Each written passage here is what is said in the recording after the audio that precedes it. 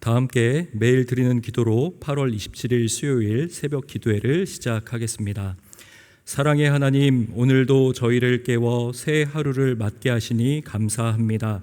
이 하루를 주님께 올려드리오니 저희의 생각과 말과 행동이 주님을 닮게 하시고 주님의 음성에 민감히 반응하여 순종하게 하옵소서. 세계 곳곳의 전쟁과 각종 재난으로 신음하는 이들을 긍휼히 여겨주시고 억울하고 마음이 상한 자들을 위로해 주시며 하나님의 평화가 강물처럼 흐르게 하옵소서. 특별히 북녘 땅에도 회복을 베푸사 굳게 닫힌 장벽이 무너지고 복음으로 통일되는 날이 속히 오도록 역사하여 주옵소서. 무엇보다 저희 교회가 주님께서 맡기신 예배와 교육과 선교, 성도의 교제와 봉사라는 5대 본질을 충실히 실천하게 하시며 모든 교육자들과 성도들이 성령님의 인도하심을 따라 주신 사명을 향해 비상하게 하옵소서. 예수님의 이름으로 기도드립니다. 아멘. 다 함께 찬송가 342장 부르시겠습니다.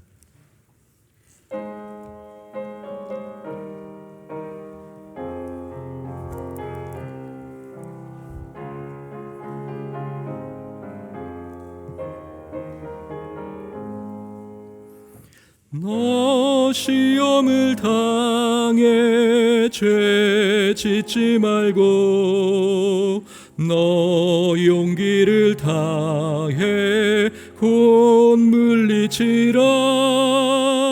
너 시험을 이겨 새 힘을 얻고 주 예수를 믿어 늘 승리하라. 우리 구주의 힘과 그의 위로를 빌라. 주님 내 편에 서서 항상 도우시리. 내 친구를 삼가 잘 선택하고 너 언행을 삼가 늘 조심하라. 너 열심을 다해 늘 충성하고 온 정성을 다해 주 봉사하라. 우리 구주의 힘과 그의 위로를 빌라. 주님 내 편에 서서 항상 도우시리. 잘 이기는 자는 상 받으리니 넌 낙심치 말고 늘 전진하라. 내 구세주 예수 힘 주시리니 주 예수를 믿어 늘 승리하라. 우리 구주의 힘과 그의 위로를 빌라. 주님 내 편에 서서 항상 도우시리. 오늘 오이코스 성경 읽기는 에스겔 29장에서 32장입니다. 그 중에서 에스겔 29장 1절에서 3절의 말씀을 한 절씩 교독하시고 마지막 절은 합독하겠습니다. 열째 해 열째 달 12째 날에 여호와의 말씀이 내게 임하여 이르시되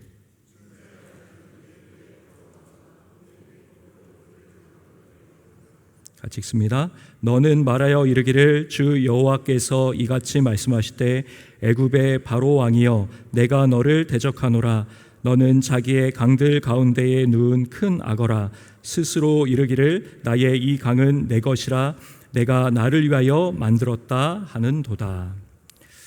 에스겔 25장부터 32장까지는 이방 나라를 향한 하나님의 심판이 담겨 있다라고 어제 말씀을 드렸습니다. 총 7나라의 심판이 나오는데 암몬, 모압, 에돔, 블레셋, 두로, 시돈, 그리고 애굽입니다. 그 중에 오늘 29장부터 마지막 32장까지 바로 애굽을 향한 하나님의 심판이 기록되어 있습니다. 분량이 7나라 중에 가장 긴 4장을 할애하고 있는데, 이렇게 상세하게 애굽을 향한 심판을 기록하고 있다라고 하는 것은 그만큼 애굽을 향한 하나님의 심판이 엄중하고 중요하다라는 것을 우리는 발견할 수 있습니다. 오늘 말씀의 주요한 배경이 되는 1절의 말씀을 제가 다시 한번 읽어드리겠습니다. 열째 해 열째 달 12째 날에 여호와의 말씀이 내게 임하여 이르시되. 이 에스겔의 특징을 보게 되면요, 비교적 구체적이고 또 상세한 정확한 날짜들을 바로 이 선지서에 기록을 하고 있다라는 것이죠.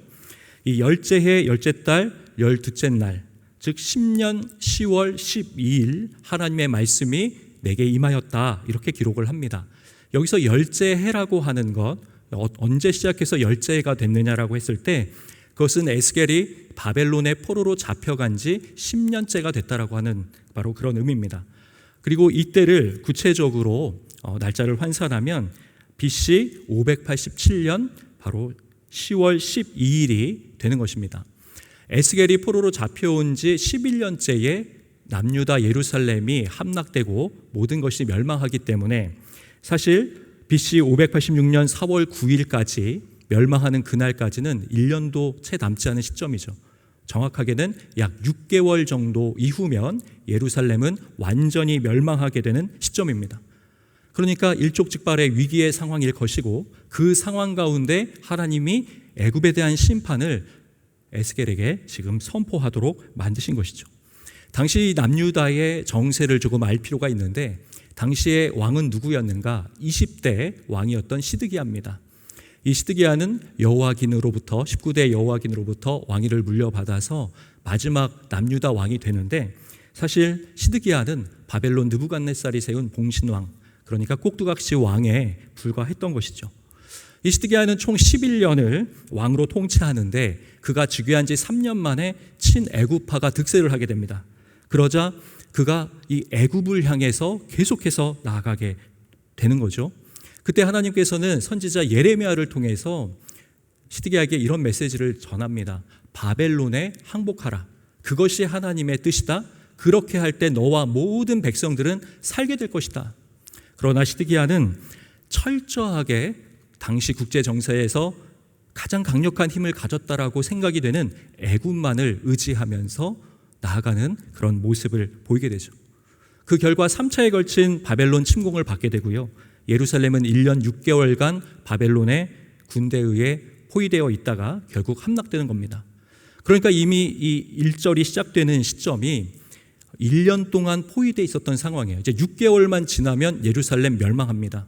이 1년 동안 포위되어 있었기 때문에 도간에 든 주격으로 지금 이곳의 모든 식량이 바닥나서 이 백성들이 굶어서 다 기근으로 죽어가고 있는 아주 아비규환의 상태가 이 예루살렘 상태였습니다.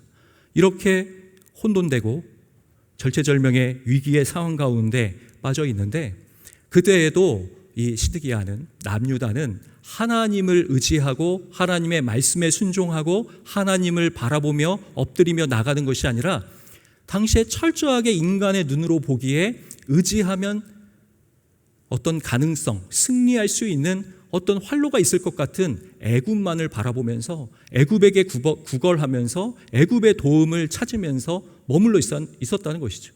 바로 그 시점에 하나님께서 이 메시지를 주시는 겁니다.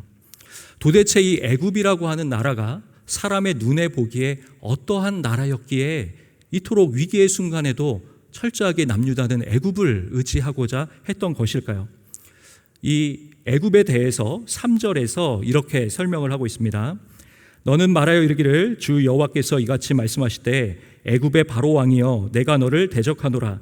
너는 자기의 강들 가운데에 누운 큰 악어라. 스스로 이르기를 나의 이 강은 내 것이라 내가 나를 위하여 만들었다 하는도다. 여기서 보니까 이 애굽을 어떻게 비유하고 있냐면 강에 누워있는 큰 악어다, 이렇게 설명을 하고 있습니다. 이 악어에 해당되는 히브리 단어가 탄닌이라고 하는 단어인데, 이것은 성경에서 여러 군데에서 다양한 번역을 하고 있습니다.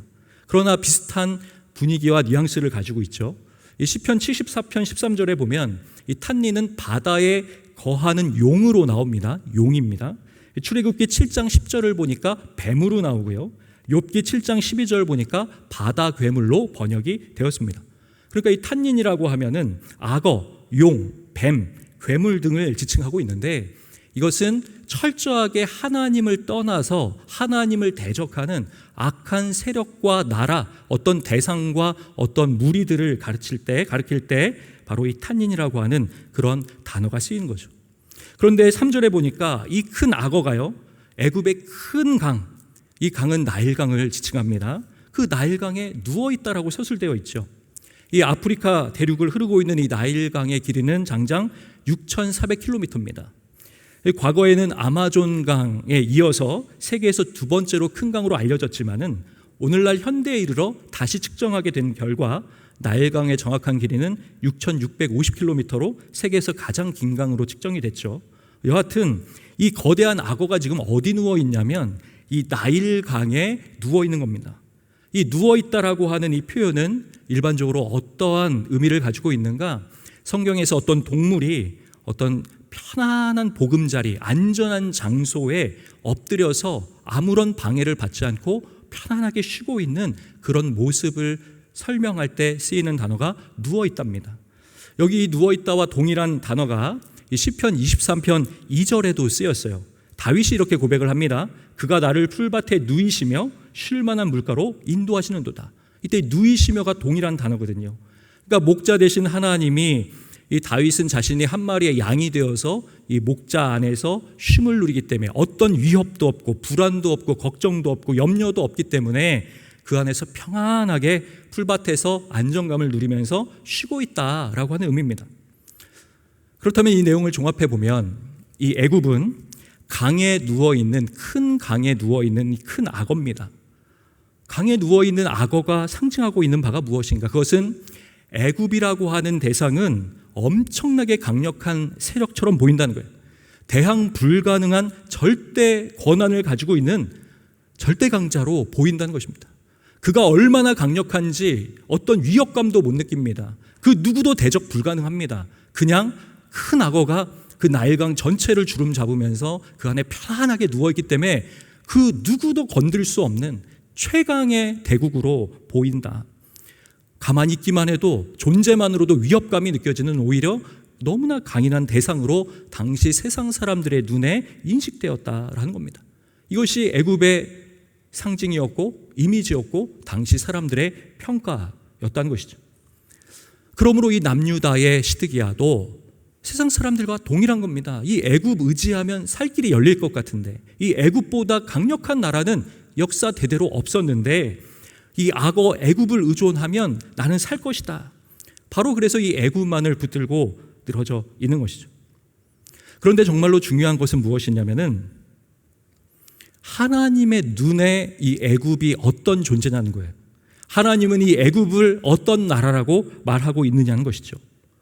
오늘 6절 말씀에서 하나님 이렇게 말씀합니다. 애굽의 모든 주민이 내가 여호와인 줄을 알리라.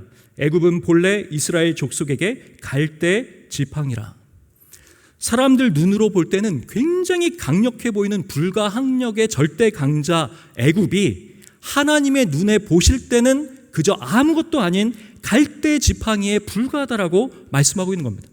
하나님의 시선, 하나님의 평가는 갈대 지팡이인 거예요.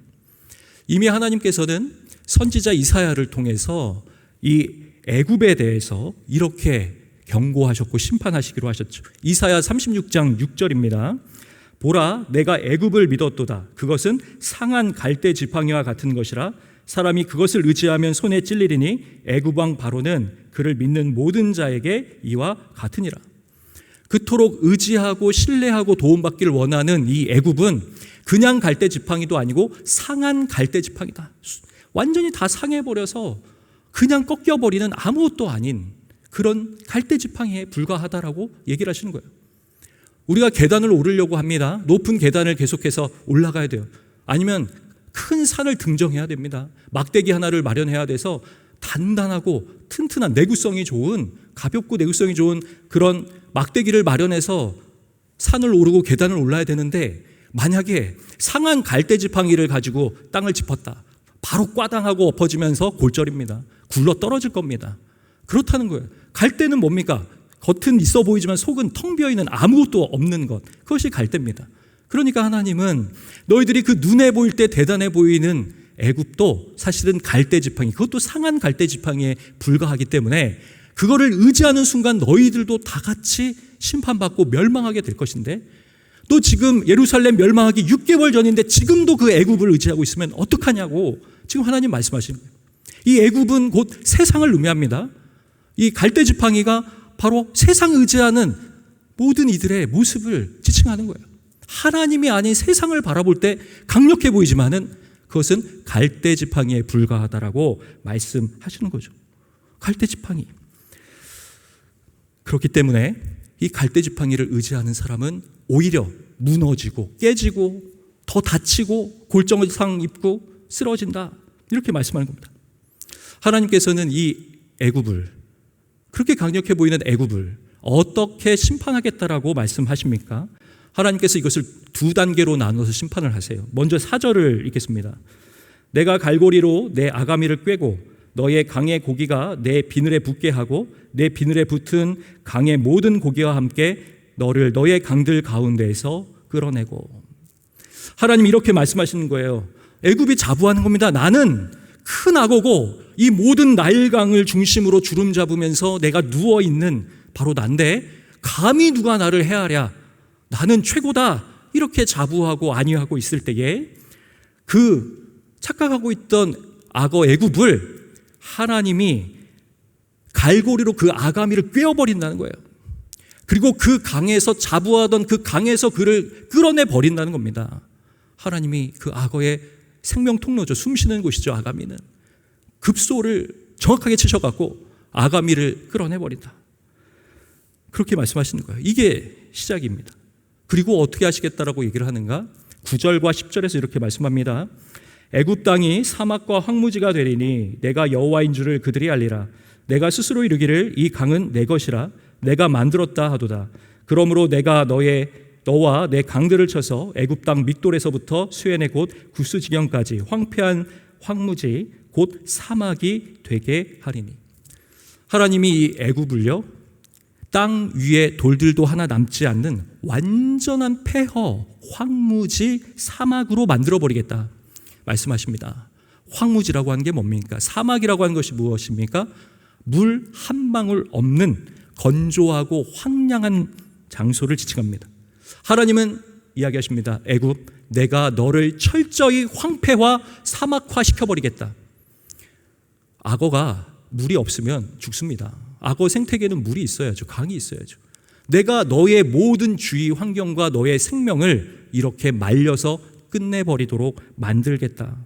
애굽을 향한 하나님의 심판이죠. 네가 편안함을 느끼고 의지하던 그 강에서 너를 끌어내서 그 모든 것을 황폐화시켜서 그 사막 가운데 너를 심판하겠다라고 오늘 말씀하는 겁니다.